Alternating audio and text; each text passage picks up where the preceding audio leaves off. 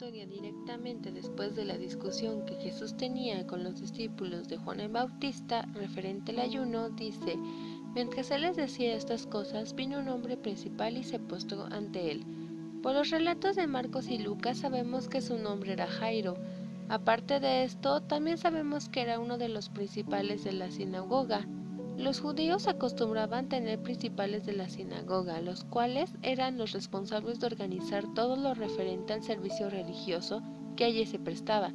Este hombre conocía a Jesús, había oído de su fama y posiblemente hasta había predicado en su sinagoga, ya que los hechos tuvieron lugar muy posiblemente en la región de Capernaum. Vemos que a pesar de tratarse de un principal de la sinagoga, arrodilló delante de él, reconociendo así su divinidad, ya que ningún judío lo hacía en sus tiempos. Su petición era una: mi hija acaba de morir, mas ven y pon tu mano sobre ella y vivirá.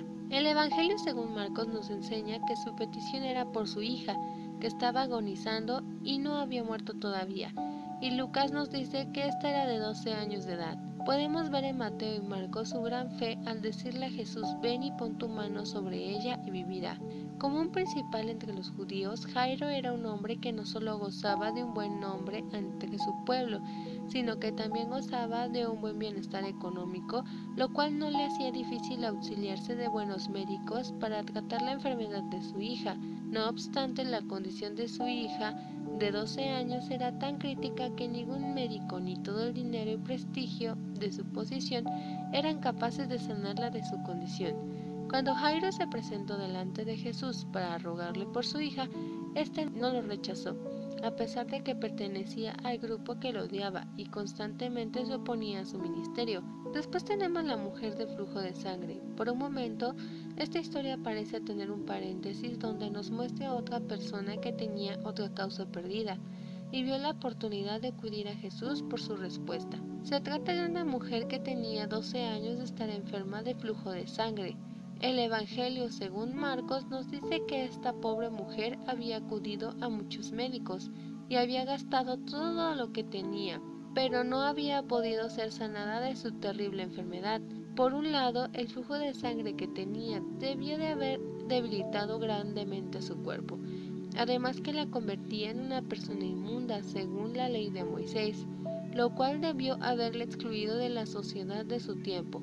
Obviamente Jesús iba de camino a la casa de Jairo y esta mujer no tuvo el valor de solicitarle directamente el favor divino al gran maestro, ya que por su condición de inmunda no se atrevía a acercársele. El relato en Marcos nos dice que una gran multitud apretaba al Señor, pero esto no fue un obstáculo para que esta mujer decidiese actuar.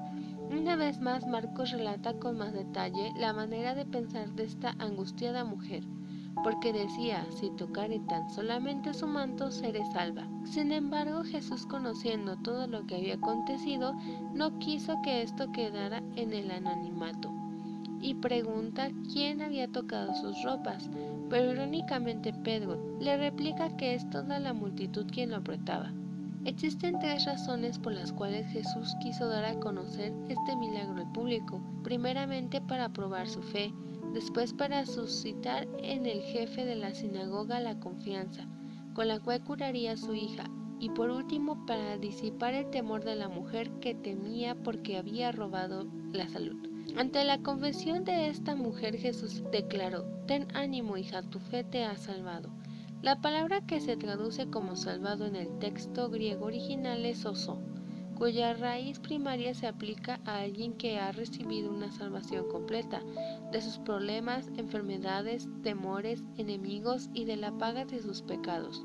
Por tanto, su salvación fue completa. Después de este hermoso preámbulo de fe, la historia de Jairo continúa. Sin embargo, los otros evangelios nos dan un poco más de detalle en cuanto a lo que realmente sucedió. Mientras la mujer que había tenido el flujo de sangre por 12 años gozaba de su repentina y milagrosa sanidad, podemos imaginarnos la angustiosa espera de Jairo, aquel padre afligido por la delicada condición de su hija, Para él los minutos contaban y era la diferencia entre la vida y la muerte de su hija. Tanto Marcos como Lucas dicen que aún se encontraba el Señor hablando cuando llegaron unos mensajeros de la casa de Jairo con malas noticias. Mientras él aún hablaba, vinieron de casa del principal de la sinagoga diciendo: «Tu hija ha muerto, ¿para qué molestas más al maestro?». Podemos imaginarnos el gran impacto que tuvo esta noticia en Jairo y la gran desilusión a la cual se enfrentó. Pero entonces Jesús le dijo: «No temas, cree solamente». Cuán impresionante y excelsa declaración que nos habla a todos. Realmente, sin importar el problema que tengamos, el Señor solo nos pide que no temamos y creamos. Solamente eso basta. Inmediatamente Jesús se dirigió a la casa de Jairo. Entrar en ella, la Biblia dice que presenció un gran alboroto. Al ver esto, Jesús dijo: «No lloréis, no está muerta, sino que duerme». Estas palabras, según los 3 evangelistas, desencadenaron la burla de la gente que estaba allí, y se burlaban de él. Marcos nos dice que no permitió que nadie más entrase con él a la casa, a excepción de sus 3 discípulos más íntimos, Jacobo, Pedro y Juan, hermano de Jacobo.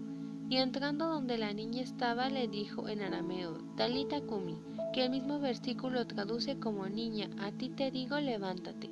Entonces su espíritu volvió e inmediatamente se levantó, y él le mandó que le diesen de comer, y sus padres estaban atónitos, pero Jesús les mandó que nadie dijese lo que había sucedido.